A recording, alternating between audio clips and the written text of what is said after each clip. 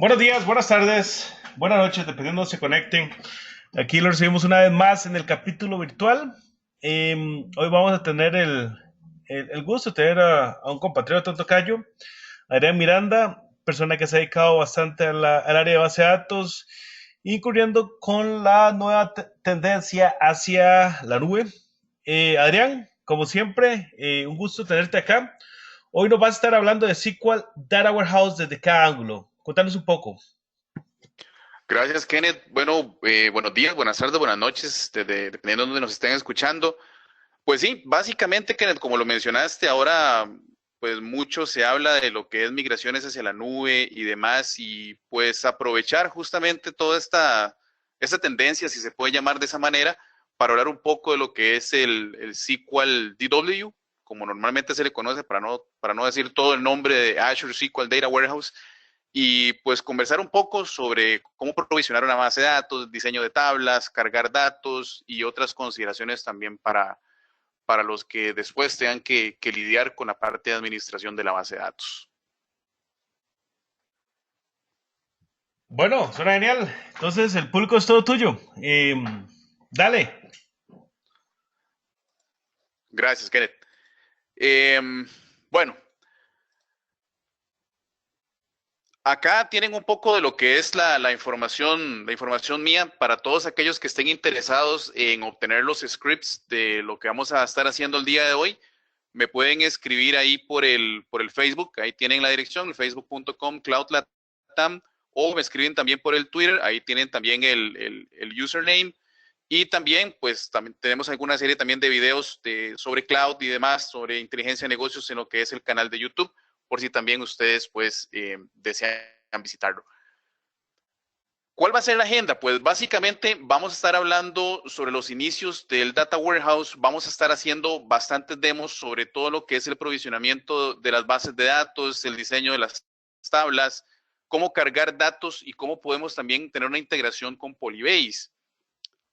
En el transcurso de la charla vamos a estar hablando también de las consideraciones de administración y también, si el tiempo nos alcanza, poder hablar de lo que es la protección de los datos. Ya entrando en lo que es materia, el Data Warehouse tradicional siempre lo hemos conocido como la única fuente de datos, en un único repositorio de datos y con todos los datos de una compañía. Por eso es que ahí resalto lo que es la palabra datos en negrita.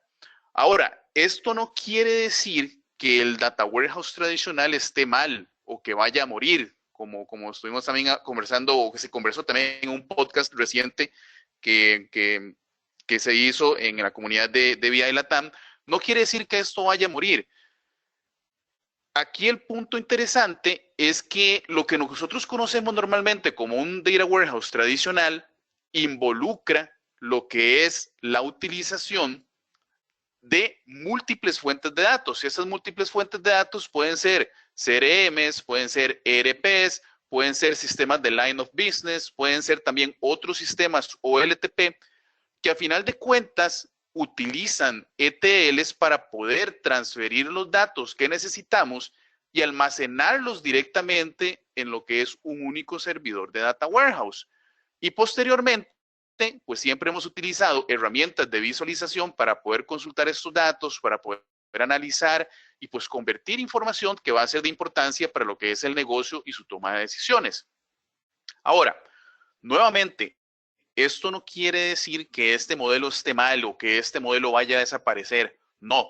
Sin embargo, nosotros acá lo que tenemos que hacer es hacernos la siguiente pregunta. Y esta pregunta es importante en el sentido de que, ¿qué es lo que realmente nosotros necesitamos para poder tener una solución de BI on-premise? Bueno, pues básicamente lo que nosotros tenemos que tener acá es tenemos que pensar en hardware, tenemos que pensar en software y tenemos que pensar también en lo que es el storage. Y principalmente acá nos viene a la mente un punto muy importante que son las estimaciones.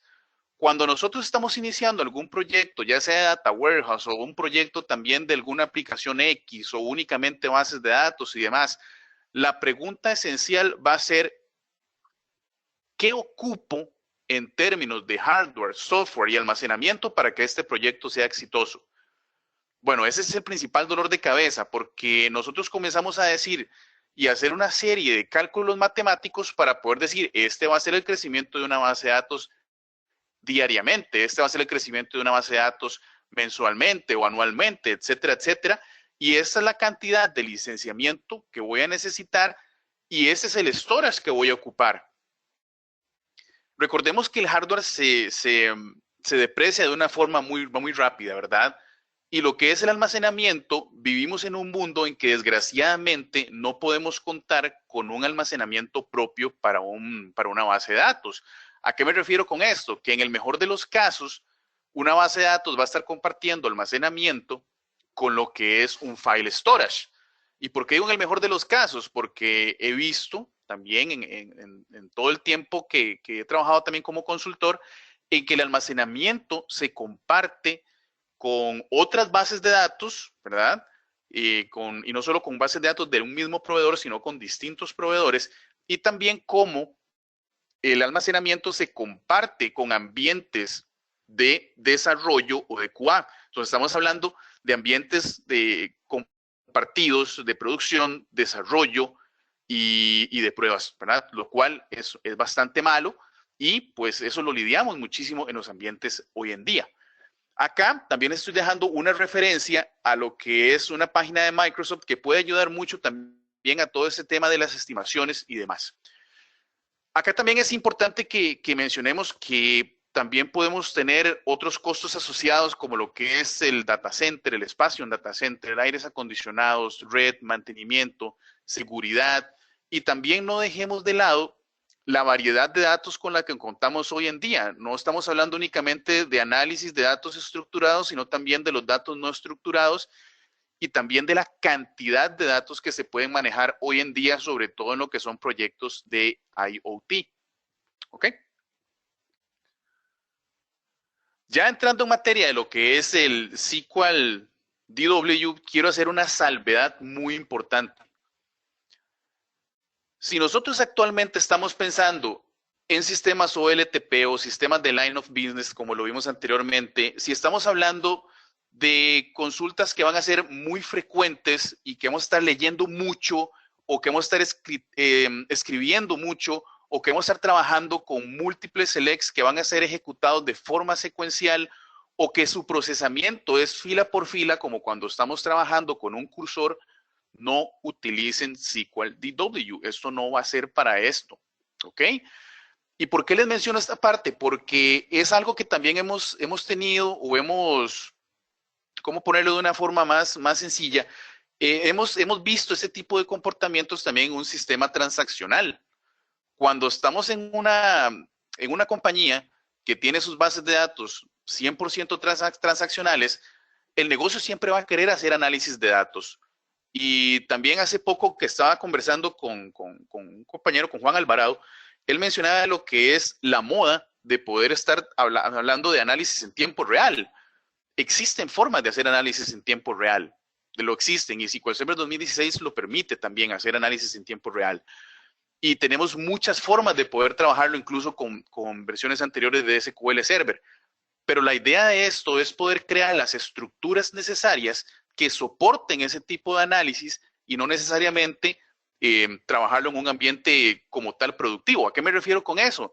A que no tengamos nuestras bases de datos productivas de line of business y que ahí mismo tengamos también nuestras estructuras para poder hacer análisis de datos, ¿verdad? Eso es muy importante que lo tengamos en consideración. Ahora, ¿en qué se diferencia lo que es el SQL DW de un SQL Server común y corriente que tenemos, por ejemplo, on-premise? Bueno, que lo que trabajamos hoy en día trabaja bajo lo que es el SMP, el Symmetric Multiprocessing. ¿Qué significa esto? Compartimos recursos y lo estuvimos conversando hace unos minutos. Compartimos CPU, compartimos memoria y compartimos muchísimo lo que es el disco. Esto es lo que normalmente ha trabajado, pues, un sistema de line of business o lo que hemos trabajado directamente con SQL Server. La diferencia con lo que es el SQL DW es que trabaja bajo lo que es el MPP. que es el Massively Parallel Processing. ¿Qué significa eso? Significa no voy a compartir absolutamente nada. Cada servidor controla sus recursos y opera de forma separada. ¿Qué significa esto? Bueno, para ponerlo en un contexto simple, veámoslo que existe un cerebro y que existe el músculo, la mano de obra, ¿ok? O sea, los que completan el trabajo. SQL DW viene siendo el cerebro y Azure SQL Database viene siendo el músculo que hace el trabajo, junto con lo que es un almacenamiento en un bill of storage que permite, pues, mejorar aún todo lo que es este concepto de no compartir recursos entre sí, ¿ok? Ahora, otro de los conceptos es el DWU. Los que han trabajado tal vez con el Azure SQL Database conocen el concepto del DTU. Ahora, el DWU está relacionado únicamente a lo que es el SQL Data Warehouse. Ahora, ¿con qué está relacionado? Bueno, está relacionado con lo que son recursos de memoria, de CPU y de disco. ¿Qué quiere decir esto? Que para nosotros poder definir cuál es el DW que realmente nosotros vamos a necesitar, vamos a basarnos en una serie de métricas. ¿Cuáles son esas métricas? Bueno, el scan y el aggregation, las cargas de datos que nosotros vayamos a hacer y también en los CTAs. ¿Qué significa CTA? Significa Create Table as Select, que ya lo vamos a ver más adelante en una demostración cómo es que funciona y para qué lo puede utilizar. Ahora, otra de las características es que pueden ser cambiadas en tiempo real. ¿Y por qué lo pongo con un asterisco? En efecto, ustedes pueden cambiar el DWU en tiempo real, pero no se va a ver reflejado en tiempo real. ¿Qué quiere decir esto? Que si ustedes, por ejemplo, van a pasar de un DWU de 100 a 200 o a 300, ¿verdad? No se va a hacer de forma automática en tiempo real. Esto tarda alrededor de unos 3 minutos según lo he podido cronometrar, ¿ok? Hay literatura que dice que puede tardar 1 minuto, pero realmente en las prácticas que yo he hecho y en otros tipos de implementaciones, pues se tarda alrededor de unos 3 minutos. Eso para que lo tengan también en consideración en sus ambientes, si ya lo han trabajado, si lo están trabajando o si lo piensan trabajar, para que sepan más o menos cómo es que funciona ese tema. Ahora, el tema de la escalabilidad, el mínimo que pueden tener es 100. Al momento de la grabación de este webcast pueden llegar hasta 6000 DWU. Recuerden que Azure es un objetivo en movimiento siempre, entonces está cambiando constantemente, entonces siempre tenemos que estar pendientes de la literatura y estar anuentes a todos los cambios que se puedan realizar. Esto para que no nos topemos después con una sorpresa a la hora de estar viendo las configuraciones o demás. Ahora, recordemos también o tengamos muy en cuenta que cada vez que nosotros estamos creando una tabla, se están creando siempre 60 buckets, ¿verdad? O 60 espacios en donde los datos van a estar siendo almacenados. Y de acuerdo a esto, nosotros siempre vamos a tener un engine node, ¿verdad? Que va a ser el SQL DW, que va a ser el cerebro, por decirlo de una manera coloquial, como lo estuvimos viendo anteriormente, siempre vamos a tener uno. Ahora, la cantidad de worker nodes que nosotros vayamos a tener depende de la configuración que yo seleccione de los DWU. Entonces, ¿qué quiere decir esto? Si nosotros tenemos una configuración DWU de 100, vamos a tener siempre un engine role, vamos a tener un único worker node y este worker node es el que se va a tener que encargar de hacer la lectura de todos los 60 buckets que yo tengo definidos acá. ¿Ok? Ahora, si yo tengo una configuración de un DWU de 300, significa que siempre voy a tener un engine role, pero que ahora voy a tener 3 worker nodes que son los que se van a encargar de hacer la lectura de cada uno de los buckets. ¿Ok? Y así sucesivamente con cada una de las configuraciones que yo pueda tener. ¿Ok? Recuerden que si tienen preguntas, las pueden hacer directamente en el chat y al final de la charla podríamos estar contestándolas. Ahora vamos a hacer una demostración de cómo podemos provisionar una base de datos de SQL DW utilizando tanto el portal como también lo que es el PowerShell. Ok, acá estamos ya directamente dentro de lo que es el portal de Azure. Entonces, ¿cómo creamos nosotros una base de datos? Bueno, simple. Acá en la opción de New, vamos a seleccionar en Databases y acá vamos a seleccionar el SQL Data Warehouse. Ok, acá vamos a crear, vamos a ingresar el nombre de la base de datos. En este caso vamos a ponerle Data DW01. Vamos a seleccionar la suscripción, el grupo de recursos. En este caso vamos a reutilizar uno existente. Si ustedes pues van a hacerlo por primera vez, tienen que crear un nuevo grupo de recursos. Principalmente todos aquellos componentes que vayan a interactuar con el SQL DW tienen que estar creados dentro del mismo grupo de recursos y también dentro de la misma región y demás. Pero eso ya quizás para algunos lo puedan tener un poco más claro. Ahora, lo importante acá, si ustedes están iniciando con SQL Data Warehouse y quieren practicar, yo les aconsejo, por ejemplo, acá en lo que es el Select Source, el poder seleccionar lo que es la base de datos de ejemplo. ¿Eso qué significa? Que les va a crear una base de datos de AdventureWorks para que ustedes puedan pues trabajar los datos y puedan pues realizar sus consultas y tal vez trabajar con todos los ejemplos que nosotros vamos a ver acá dentro de esta presentación. De no ser así, pues pueden crear lo que es la base de datos en blanco, van a seleccionar también un servidor o crean un nuevo servidor dependiendo también de las características que ustedes tengan y lo que es el performance, la configuración predefinida es de 400 DW. Tiene obviamente un costo asociado, ¿verdad? Que son $6.5 la hora. Recomendación, si están iniciando, créenla con 100, así no van a tener ningún problema. ¿Ok? Y una vez que ya tengan lista esta configuración, simplemente hacen un clic en Create, pueden hacer un Pin to Dashboard, esto es más que todo por control para poder tenerlo en la página principal del portal. Y a la hora de crearlo, como les decía también anteriormente, esto va a tardar alrededor de 3 minutos. Casi que todos los cambios de configuración y demás tardan alrededor de unos 3 minutos en completarse. ¿Ok? Entonces, mientras esto se está creando, vamos a hacer ahora el mismo ejercicio, pero trabajándolo con el PowerShell. Los que no están acostumbrados a trabajar con PowerShell y deseen hacer todo el traslado a Azure, es mejor que vayan aprendiendo bastante el PowerShell. Muchas de las cosas se pueden hacer desde el portal, o básicamente todo se puede hacer desde el portal de Azure, pero es importantísimo también que nosotros vayamos aprendiendo cómo trabajarlo directamente desde el PowerShell.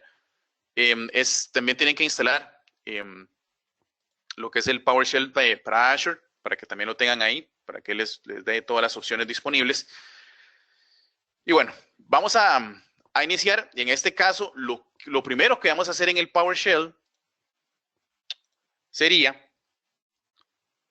utilizar lo que es este comando para poder loguearnos hacia lo que es la cuenta de Azure o al portal de Azure. ¿Ok? Login Azure RM Account. Recuerden que todos los scripts, si los desean, yo se los puedo pasar para que puedan reproducir todo lo que nosotros estamos haciendo acá. Y acá lo que él va a hacer básicamente es indicarme que pues ingrese lo que son las credenciales. ¿Ok? Entonces, vamos a ingresar las credenciales de la cuenta.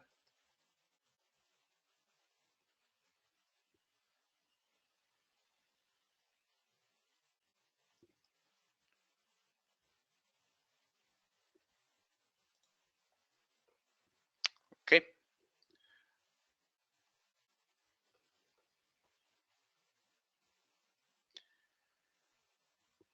Y básicamente lo que despliega es el ambiente, que va a ser Azure Cloud, cuál va a ser la cuenta y también cuál es la suscripción que nosotros vamos a estar utilizando. Ahora, como ya nosotros hemos creado el servidor y hemos creado el grupo de recursos, no es necesario que lo creemos directamente desde el Azure. ¿Ok? Lo que vamos a hacer entonces a continuación es simplemente crear la base de datos. ¿Ok? Entonces, estamos utilizando el New Azure RM SQL Database, estamos ingresando como parámetro cuál es el nombre de la base de datos, cuál es el server name donde nosotros vamos a crear esta base de datos, cuál es el grupo de recursos, cuál es la edición, muy importante, que en este caso va a ser Data Warehouse, y en este caso también definir cuál es el músculo, ¿verdad? Recuérdenlo. Entonces vamos a decirle que por valor predeterminado sea DW100. Acá hacemos, damos un enter y nuevamente esto va a tardar unos 3 minutos en ejecutarse. Entonces igual vamos a devolvernos mientras tanto a lo que es el portal de Azure. Y pues en este caso vean que la base de datos que teníamos creada, que era la de W01, ya está creada acá. ¿Y cuáles son las opciones que nosotros podemos tener acá también disponibles una vez que ya tenemos pues la base de datos lista? Bueno, algunas de las tareas comunes va a ser la carga de datos. Esta carga de datos que me abre acá puede ser trabajarlo con la herramienta de Redgate o trabajarlo con lo que es el Data Factory que ya trae Azure. Tenemos aquí también lo que es la opción del scale, que es justamente donde yo puedo cambiar el performance que puedo tener en la base de datos. En este caso podríamos pasarlo de 100 DWU, que es lo que tenemos actualmente, y poder extenderlo hasta donde nosotros pues lo necesitemos. ¿Ok? Entonces acá, dependiendo de la necesidad, yo lo puedo ir subiendo hasta poder tener el máximo de 6000 DWU, que es lo máximo que permite. ¿Ok? Lo importante de esto es que este tipo de gráficas me van a decir realmente cuál es el límite que yo tengo, que en este caso son 100, y cuánto realmente yo he utilizado. ¿Esto de qué me sirve? Pues muchísimo, porque puede ser que yo tenga una configuración de un DW de 1000 y que realmente lo máximo que yo haya llegado en el tiempo haya sido de 400. Entonces realmente estoy gastando recursos de más, entonces no lo utilizaría de esa manera o podría pues bajarlo. Y tenemos también lo que son las opciones de monitoreo. Esto es bastante interesante y es parte también de lo que les mencioné que podíamos estarlo conversando. Y es justamente acá donde yo puedo estar viendo cuál es la actividad a nivel de las consultas que se han dado en la base de datos y realmente, nuevamente, cuál es el uso que le estoy dando a los DWU. Entonces, si yo hago un clic sobre el gráfico, él me va a decir cuáles son todas las consultas que se han estado dando dentro de la base de datos. Acá no estamos viendo prácticamente nada. ¿Por qué? Porque esta base de datos que yo eh, creé hace unos minutos está vacía, no viene con una base de datos de ejemplo. Pero acá, si nosotros, por ejemplo, cerramos esta opción e ingresamos a lo que es el servidor,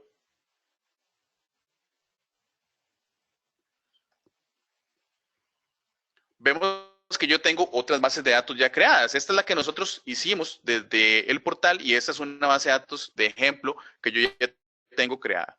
¿Ok?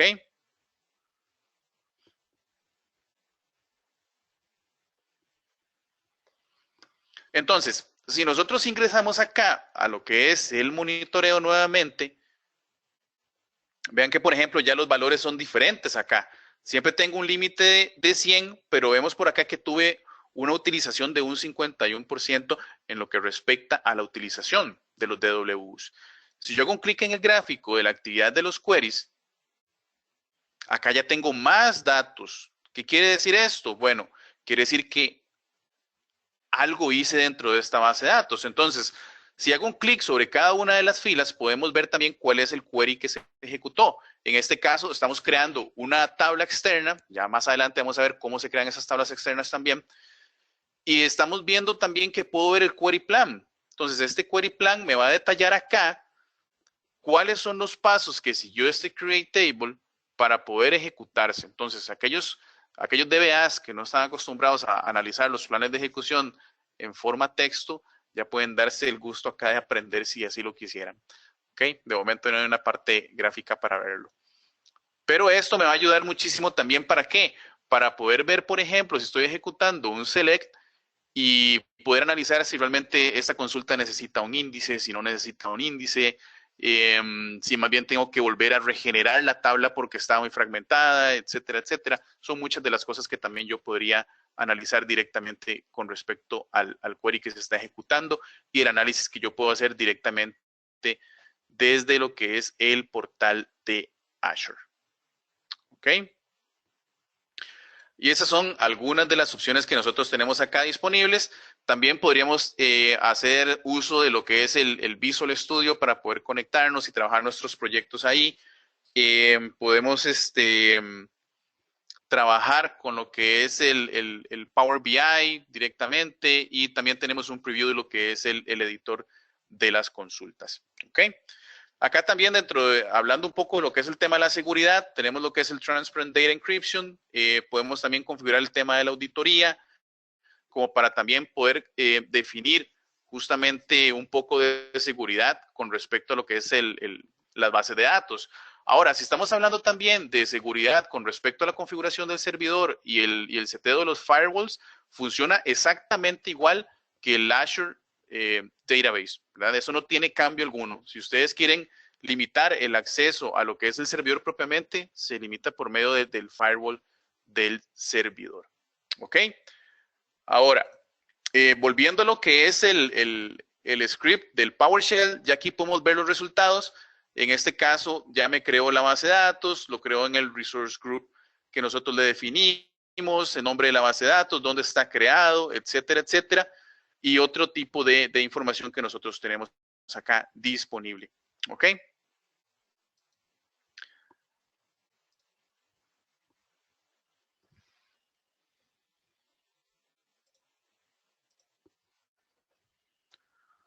Ok, ahora continuando con lo que es el diseño de las tablas. El diseño de las tablas es algo que no deberíamos de tomarlo a la ligera.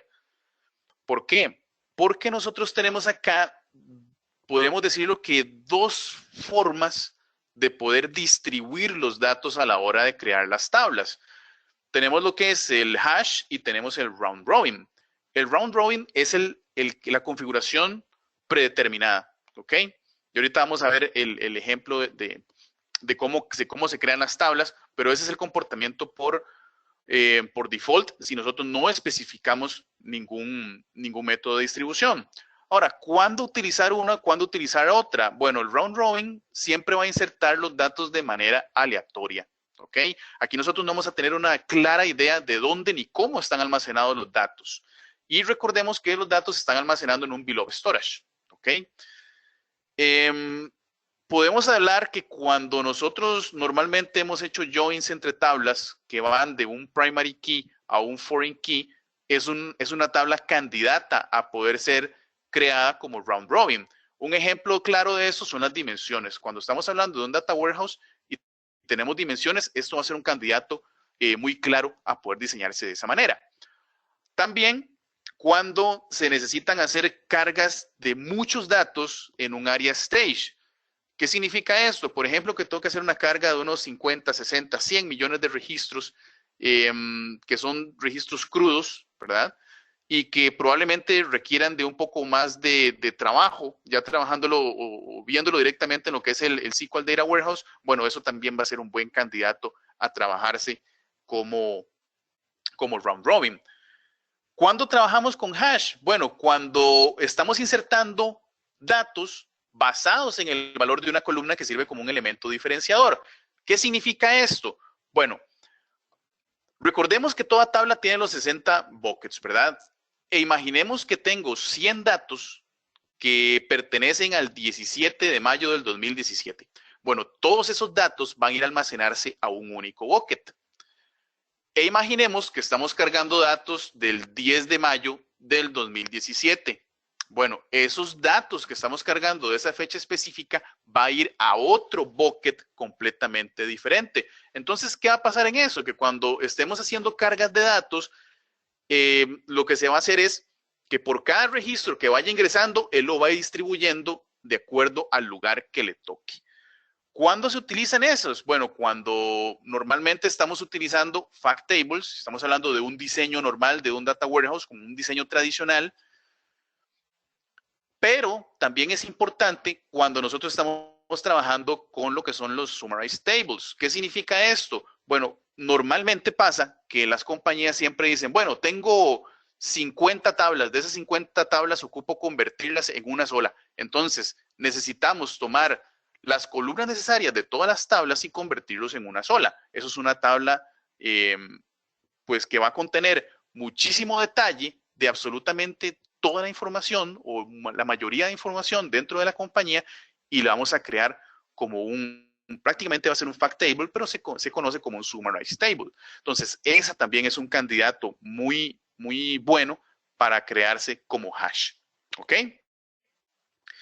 Importante mencionarles, o sea, los puntos anteriores son válidos si y solo si cuentan con una columna que permita agrupar los valores en común, como el caso y el ejemplo que les puse de la fecha, o pueden ser montos también, que son candidatos bastante buenos para crearse como hash.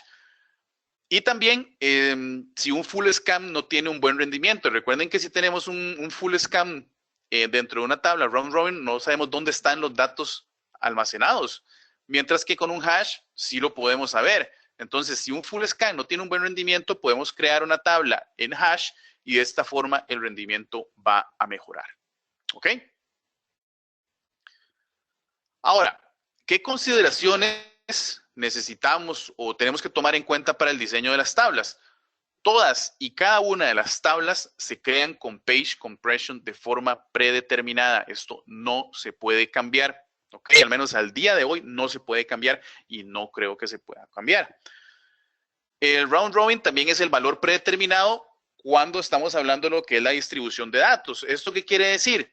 Que si nosotros estamos creando una tabla con este código, que este código comúnmente lo hemos visto en un SQL on-premise, create table, con el nombre, en este caso con un esquema, el nombre de la tabla, las columnas y los tipos de datos, y no especificamos absolutamente nada, él la va a crear predeterminadamente como round robin. ¿Ok? No existe un límite de filas, esto ya es determinado por el storage, en este caso prácticamente les podría decir que es infinito. También se manejan 1024 columnas por tabla, pueden tener hasta 2 billones de tablas por bases de datos, eso es un número completamente desproporcionado, yo creo que sería, bueno, no creo que lo podamos manejar los que hemos tenido la oportunidad de trabajar como DBAs, trabajar con tantas tablas, creo que ya raya un poco en lo loco, ¿verdad? Pero bueno. Es una opción que está ahí disponible por si quieren crear 2 billones de tablas, pueden hacerlo. Ok, entonces ahora vamos a hacer una demostración de lo que es el diseño de tablas o creación de tablas dentro de lo que es el SQL Data Warehouse y también vamos a hablar un poco de lo que es el Create Table as Select que estuvimos comentando también anteriormente. Ok.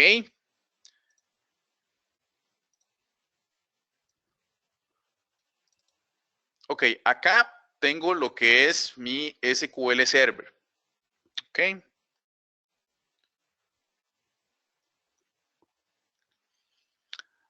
Acá, bueno, estamos conectados a lo que es el servidor del DW01, que es el servidor donde yo tengo creadas las bases de datos. Acá ya podemos ver que está creada la base de datos que creamos nosotros desde lo que es el portal. Tenemos también la que creamos desde el PowerShell, que en este caso son bases de datos que están en blanco, ¿verdad? No tienen tablas, no tienen ninguna vista, no tienen recursos externos creados, no tiene básicamente nada.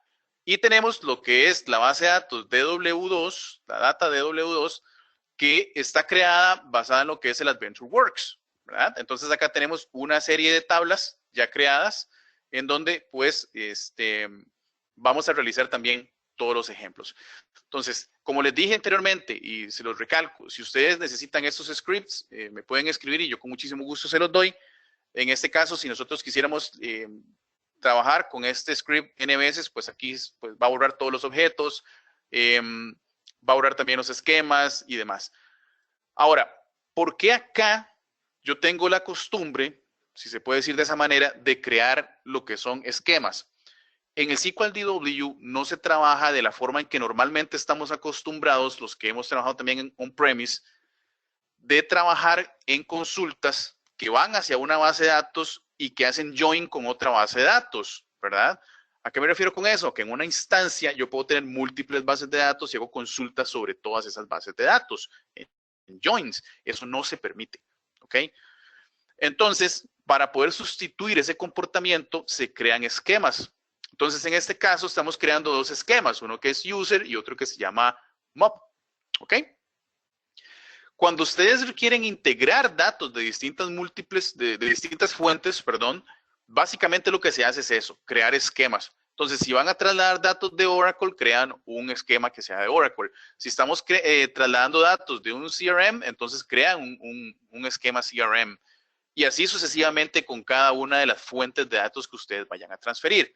Entonces, en este caso, aquí ya tenemos seleccionado lo que es, ok, ya esto fue un timeout de la conexión ahora. Vamos a volvernos a conectar.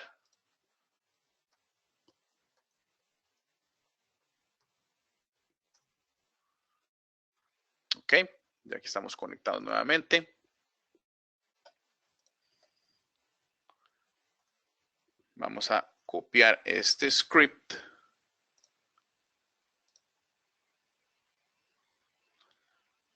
Y simplemente lo vamos a pasar de ventana. Ok. Vamos a crear un par de esquemas, como les dije anteriormente. Ok. Vamos a crear, en este caso, la tabla de user dates, que como ven, no tiene ninguna opción diferente en comparación como normalmente hemos podido ver la sintaxis de un data warehouse. Estamos creando una tabla común y corriente. Y si recuerdan lo que hablamos ahorita, al crearla de esta manera, lo estamos creando como round robin. ¿Ok? Acá estamos creando una tabla que es exactamente la misma de las fechas, simplemente que con un sufijo acá. Y acá estamos creando una tabla que se llama fact sales, solo que ahora cambia la distribución, va a ser por hash y lo estamos haciendo por el sale amount. ¿Ok? Acá voy a crear una tabla adicional que se va a llamar actors, que esa la vamos a ver para una demostración posterior. Y también la estoy creando como round robin. ¿Ok? Entonces, ¿cómo nosotros podemos diferenciar cuál tabla es round robin y cuál tabla es hash? Bueno, acá nosotros podemos ver una pequeña diferenciación. Acá tiene color amarillo. ¿Ok? Dates, las tablas de dates y la tabla de actores tienen un color amarillo. Esas son las que son creadas como round robin. La fact sales, que fue creada como hash, no tiene ningún color amarillo. Esto quiere decir que en este caso, pues de esa manera las podemos diferenciar de una manera muy sencilla. ¿Ok? Ahora, estuvimos mencionando un tema de lo que son CTAs, que es un Create Table as Select. ¿Qué significa eso? Bueno, ¿para qué se usan? Normalmente esto puede ser utilizado para cambiar lo que es la distribución de la tabla. Digamos que por X o Y motivo yo creé la tabla como un round robin, pero realmente la necesitaba como un hash. Bueno, entonces mediante el Create Table as Select, lo que me permite es como crear un respaldo de esa tabla y poder cambiar directamente lo que es esa forma de distribución de la tabla. También si yo deseo cambiar la columna de distribución, que ya no va a ser el monto, sino que va a ser la fecha, bueno, también lo puedo hacer de esa manera. Se puede utilizar también para efectos de particionamiento, poder mover entre particiones, etcétera, etcétera.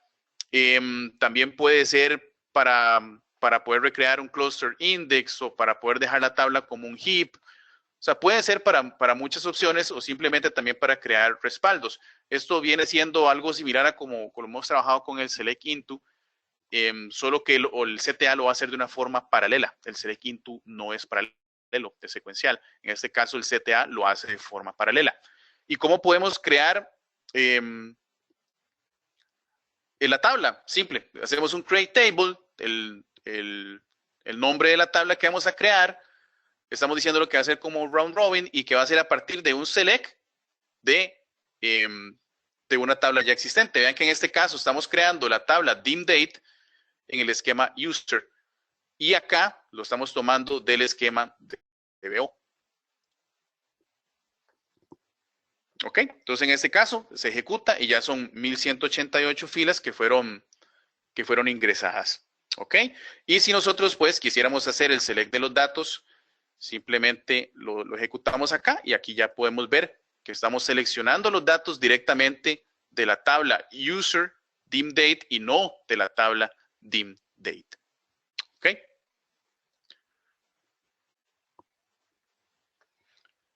Ok, ahora vamos a pasar a otro aspecto interesante dentro de lo que nosotros podemos hacer también con el SQL Data Warehouse y es trabajar directamente con lo que son la carga de los datos. Ok, para esto es importante que ustedes tengan creado lo que es un storage account. Ese storage account me va a servir para poder hacer múltiples cosas, no solamente almacenar archivos, etcétera, etcétera. No, el storage account sirve para muchísimas cosas. En este caso, nosotros vamos a utilizar este storage account para poder simular que estamos obteniendo datos también de fuentes no estructuradas. ¿Y por qué pasa esto? Cuando ustedes vayan a trabajar directamente con mainframes, hablemos de un 390 de IBM, que es un mainframe muy viejo, pero que al menos, por ejemplo, acá en Costa Rica se utiliza muchísimo. Son mainframes que no tienen una interfaz gráfica amigable para poder extraer datos. Y normalmente los datos se extraen mediante archivos texto. ¿Ok? Entonces, cuando ustedes tengan esos casos y necesitan subir datos directamente a un SQL Data Warehouse, pueden trabajarlo mediante la importación de esos archivos a un BLOB.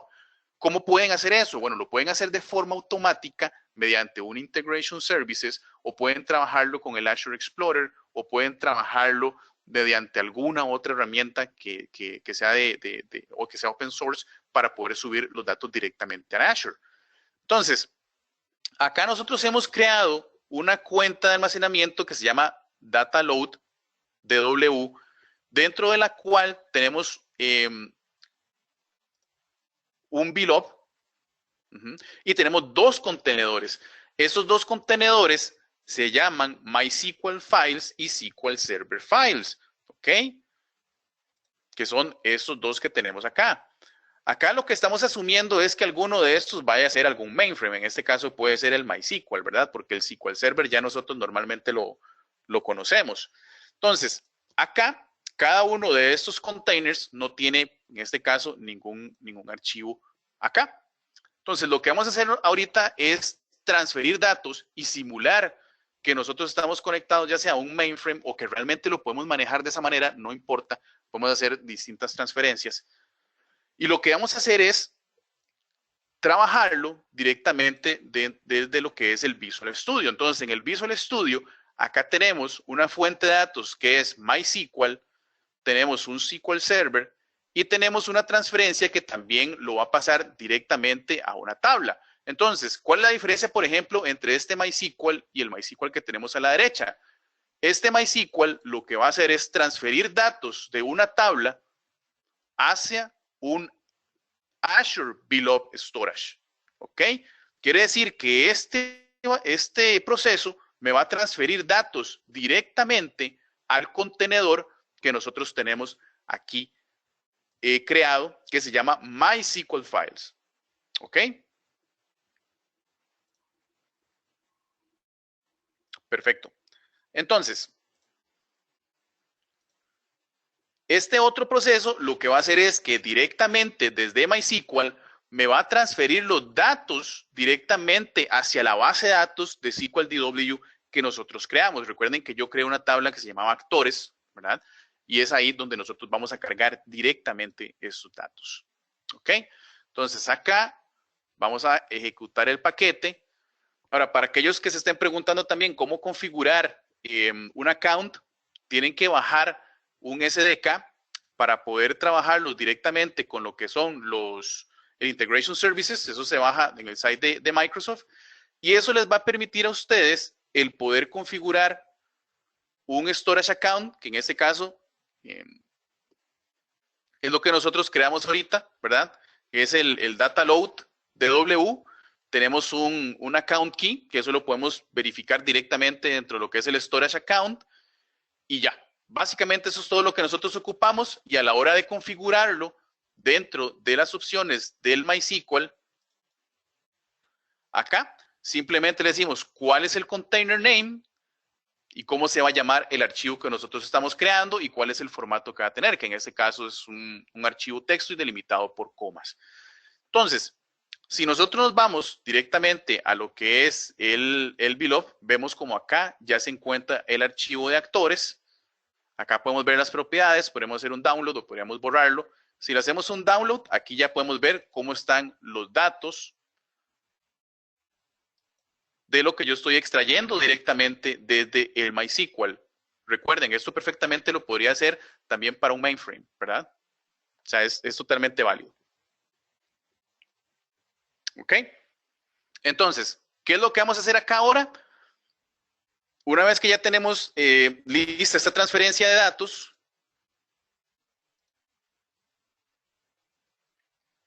¿ok? Ya tenemos lista esta transferencia. Vamos a irnos nuevamente a lo que es el SQL. Y acá podríamos también consultar directamente lo que es la tabla de actores y vemos como la otra transferencia que pasamos de un MySQL al Data Warehouse ya está completado también. ¿Ok? Entonces, ¿pueden utilizar el Integration Services? Sí, sí lo pueden utilizar. ¿Va a seguir utilizándose? Sí, sí va a seguir utilizándose. ¿Pueden utilizar el Azure Data Factory? También pueden utilizar el Azure Data Factory para estos efectos. ¿Ok? Ahora, otra de las cosas interesantes que nosotros podemos hacer es también subir datos a un SQL DW utilizando lo que es el Polybase. Ahora, ¿qué tenemos que hacer nosotros para poder trabajar directamente con lo que es el Polybase? Bueno, vean. Acá, lo primero que nosotros tenemos que hacer es crear un master key. ¿Ok? Entonces, aquellos que tal vez trabajaron con encryption, cuando estaban trabajando con un SQL on-premise, van a estar familiarizados con este comando. Entonces, vamos en este caso a crear el master key. Vamos también a crear una credencial basados también en el key que nosotros estuvimos creando también para efectos del storage account, ¿verdad? Entonces, recuerden que este storage account que nosotros tenemos disponible acá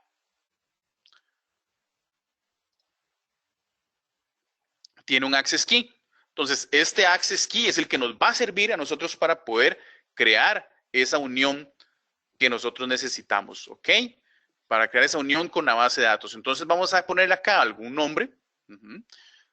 Vamos a crearle también alguna identidad acá y vamos a decirle que utilice un storage key. Ahora, vamos a decirle acá que vamos a crear una fuente de datos externa. Esa fuente de datos externa, igual le voy a poner el nombre que yo quiera, va a ser de tipo Hadoop y va a utilizar esta localización. La localización es muy importante. La localización significa aquí Windows, Azure, Storage, Belops. ¿Ok? Y recuerden que yo tenía un container que se llamaba MySQL Files. ¿Ok? Y que está asociado a un storage account que se llama dataload DW. Y ya el resto es conocido, ¿verdad? El beloved.core.windows.net. ¿Ok? Y está asociado a la credencial anterior que nosotros teníamos. ¿Ok? Entonces la vamos a crear acá. Luego vamos a definir cuál es el formato del archivo, que en este caso le estamos diciendo que va a ser un archivo delimitado por una coma. Lo creamos. Y ahora viene la parte interesante. Vamos a crear la tabla, pero con otra serie diferente de opciones. Recuerden que cuando estamos viendo la opción de monitoreo, vimos cómo se creaba una tabla y decía Create External Table. Bueno, eso es básicamente lo que hace. Se están subiendo archivos y se va a crear una tabla a partir de un archivo, pero esta tabla no va a ser vista desde SQL Server, sino que va a estar siendo accedida directamente desde lo que es el Below Storage Account. ¿Ok?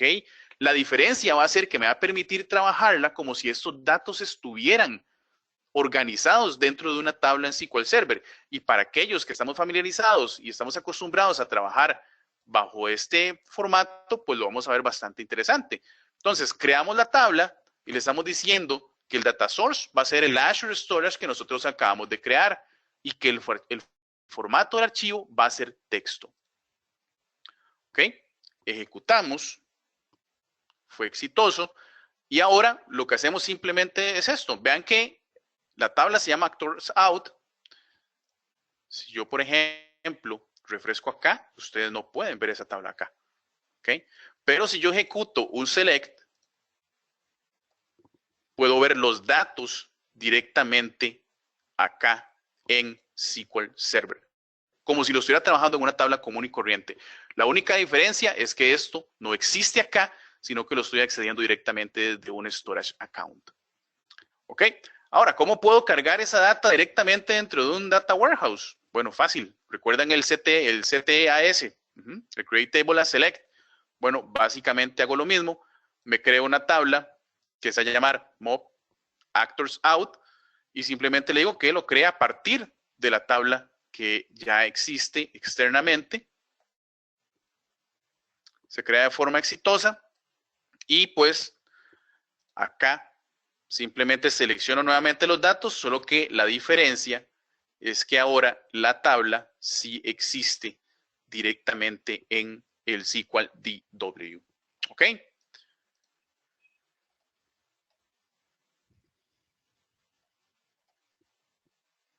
Ok, perfecto. Y bueno, de esta manera estaremos básicamente finalizando lo que es la charla de hoy.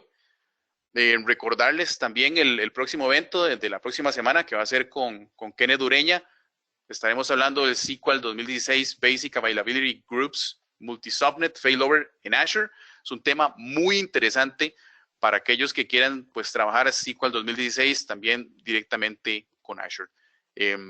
Kenneth, no sé si tenemos también alguna consulta o cómo estamos por ahí. Tenemos varias, de hecho. Adrián, vamos a ver. Aquí va la primera, es de José Augusto Leonhardes. Dice, si subo un respaldo de un Data Warehouse DWH, tengo que hacer, tengo que hacer algo por el tema de configuración de tablas de round robin o de hash. Vamos a ver, si subís un respaldo de un DW, pero en este caso sería un respaldo de qué, digamos, de algo que tenés on-premise a subirlo directamente a un data warehouse. Me imagino que esa es la pregunta. Si las tablas, recordemos que cuando vimos la creación de las tablas, si las creamos con su valor predeterminado, que es un create table, él las va a crear como un round robin. Ahora, la sintaxis sí varía de lo que tenemos on-premise a lo que tenemos en un SQL DW.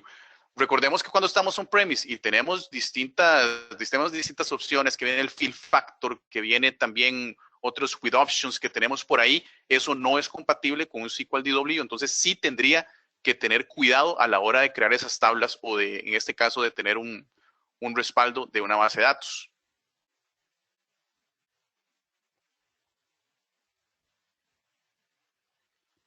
Ok, José, le agradecería si me confirma si Adrián le pudo responder la pregunta, si no, me amplía para pasarle la información. Dice José que sí, que gracias. Dice, esa es también es de José, dice, ¿esa distribución de 60 es por alguna razón o es solo porque está creado de esa manera? Está creado de esa manera, digamos, lo de los 60 buckets está creado así. O sea, esa es la manera en que están creadas todas las tablas. Cada y una de las tablas que vos crees siempre te va a incluir los 60 buckets. Como les decía también Azure siempre está cambiando, cualquier característica de Azure siempre está cambiando. Puede ser que en algún momento del tiempo cambien esta forma de hacerlo, a como puede que se mantenga. Es variante, pero de momento está creado de esa manera. Ok, José, le agradecería si me confirma igual para, si no para ampliarle con Adrián. Este es de William Barrantes, dice, una consulta, ¿podríamos utilizar el SSIS como servicio para poder realizar todas las extracciones? No, digamos, lo que tenemos en la nube es el Azure Data Factory, que básicamente funciona como un Integration Services. El problema aquí radica en el tema de percepción, ¿verdad? Porque nosotros estamos acostumbrados a que el Integration Services se ve bonito, ¿verdad? Tenemos múltiples opciones, múltiples características que podemos utilizar en Integration Services, no solamente para extracción y carga de datos y transformación, sino muchísimas otras cosas como lo que es conexiones FTP, envíos de correos electrónicos y demás. Entonces, el asunto es que cuando pasamos al Azure Data Factory, lo vemos algo completamente diferente. Sin embargo, en cuanto a performance y si querés transferir datos masivos de distintas fuentes de datos, el Azure Data Factory te va a funcionar muchísimo mejor. Y al igual que lo que es el Integration Services, te permite las conexiones a múltiples fuentes de datos, estructurados y no estructurados. Esa es la diferencia, por ejemplo, con el Azure Data Factory. Ok, William, le agradecería si me confirma, si necesita que le emplee la respuesta de Adrián. Otra pregunta es de Alejandri Jiménez. Dice, ¿existe algún prerequisito de SQL Driver House con el servicio de Azure Active Directory para trabajar con usuarios de un directorio local? Que si existe restricción, eso fue la pregunta, disculpa, Kenneth. ¿Existe algún prerequisito de SQL Data Ok. Warehouse con el servicio de... Ok, no, básicamente vos puedes configurar el servidor en el que va a estar la base de datos de SQL Data Warehouse para que utilice Active Directory. Y al utilizar el Active Directory, todos los usuarios de tu compañía, pues perfectamente podrían ingresar a lo que es el servidor y ya definir, pues propiamente ya la seguridad dentro del SQL Data Warehouse. A mí me pasó un caso, por ejemplo, en que más bien era todo lo contrario, no querían utilizar el Active Directory por múltiples factores, entonces más bien ahí el tema de la seguridad se complica un poco más, porque tendrías que estar definiendo también todo el tema del firewall y demás para los accesos y ya tienes que estar creando usuarios por aparte para poder determinar lo que es la seguridad. Pero no existe ningún prerequisito. Básicamente el Active Directory lo integrarías directamente al servidor en donde va a estar hosteada la base de datos de SQL DW. Ok, y la última, o no, ya no la última, era la última. De José Augusto Lonjardes dice, ¿se puede pasar una base de datos de DW y bajar el esquema on-premise? Ok, qué buena pregunta. Eso honestamente no lo he hecho. O sea, no lo he hecho. Debería existir también una forma para hacerlo. No veo el por qué no. Que existan las opciones que tenemos, por ejemplo, en SQL Server On-Premise de poder generar todo el cascarón, por así decirlo, honestamente esa parte la desconozco, eso no lo he trabajado. Sería mentirte o sería estarte bateando, como popularmente se dice. Debería existir la opción, no veo el por qué no, pero no lo he trabajado. Ok, esta otra pregunta es de Álvaro Muñoz. Yo trabajo con bases de datos, yo trabajo bases de datos con Access. ¿Puedo hacer lo mismo en Azure? Pues básicamente Azure no tiene ningún tipo de inconveniente o restricción con respecto a las fuentes de datos que vos puedes manejar. Digamos, si vos tenés una arquitectura, porque sí va a ser una arquitectura creada en Access o incluso Excel y demás, y vos querés poder crear esa misma estructura en un SQL DW, puedes hacerlo. Dentro de la charla estuvimos conversando un poco de lo que eran las tablas sumarizadas, ¿verdad? O las tablas detail. Eso es básicamente un archivo Excel. O sea, mucha gente también trabaja la información en Excel de sus millones de filas y tal vez lo que necesites es poder hacer un análisis un poco más poderoso, forma más rápida dentro de un SQL DW, perfectamente lo podrías trabajar en la nube, no hay ningún problema. Ok, Álvaro, le agradecería si me confirmara si Adrián pudo responderle, si no, para ampliarle la respuesta. Adrián, como siempre, un gusto tenerte acá. Llegamos al final de las preguntas. Esperamos seguirte viendo en próximas entregas de la virtual. Y la verdad, muy buena charla. Muchas gracias.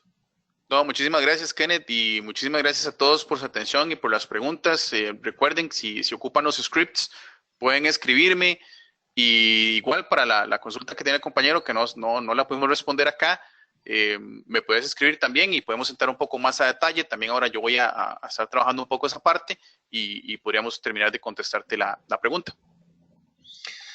Listo, pues muchísimas gracias a todos y nos vemos la próxima semana. La próxima semana les voy a estar hablando acerca de SQL Server 2016, infraestructura como servicio en Azure y Availability Groups básicos que ya están disponibles en Standard Edition.